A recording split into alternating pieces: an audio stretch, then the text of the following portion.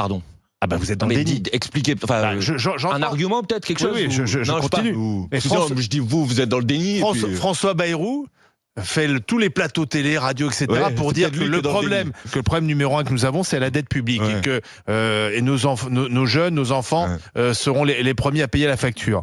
Et moi, j'entends les Insoumis, Jean-Luc Mélenchon le premier, dire la dette publique, ce n'est pas le problème pour les Français. Alors là, je me dis bon, donc si vous arrivez au pouvoir, la dette publique n'est pas un problème.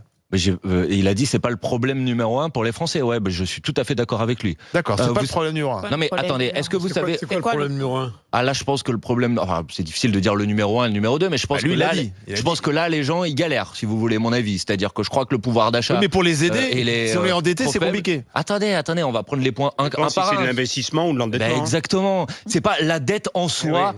La dette en soi n'est pas forcément un problème. Ça dépend pourquoi. C'est de la mauvaise dette, vous le savez. Attendez, Monsieur Truchon.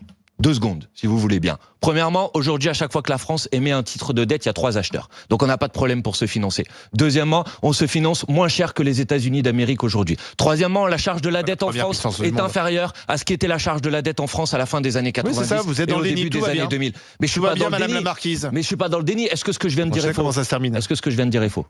Quand vous comparez aux États-Unis, vous comparez la première puissance du monde. Les États-Unis maîtrisent leur monnaie. Oui, c'est ça. Mais d'accord, mais on peut. Ils ont la première monnaie du monde et c'est la première puissance économique. On peut en parler si vous voulez. Mais la dette est un problème pour eux et d'ailleurs ils le savent aussi. Attendez. Je vous dis, premièrement, la situation n'est pas aussi catastrophique que ce que M. Bayrou est en train de nous dire. Deuxièmement, il y a un déficit important. Personne ne le conteste. Il y a plus de 5% du PIB de déficit. Pourquoi y a-t-il un déficit important? Parce que depuis qu'Emmanuel Macron est arrivé au pouvoir, ce qui a baissé, c'est les pourcentages de recettes.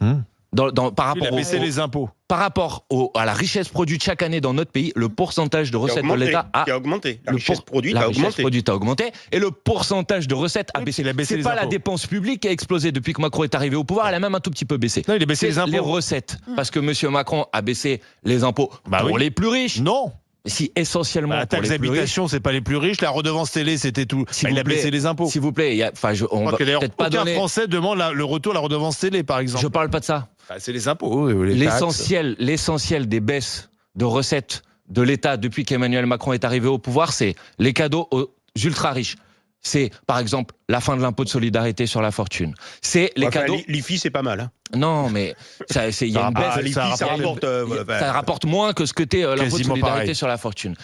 C'est des cadeaux aux très grandes entreprises. Non, c'est les impôts de production qui ont baissé. Mais c'est pour ça qu'il y a moins de chômage. Vous appelez des impôts de production? Les impôts de société, on en paye plus en France que partout en Europe quasiment. C'est plutôt une bonne chose pour les chefs d'entreprise. C'est de la cavalerie, c'est un système social qui coûte trop cher et qu'on rembourse par des subventions. Autant baisser le système social. Ok.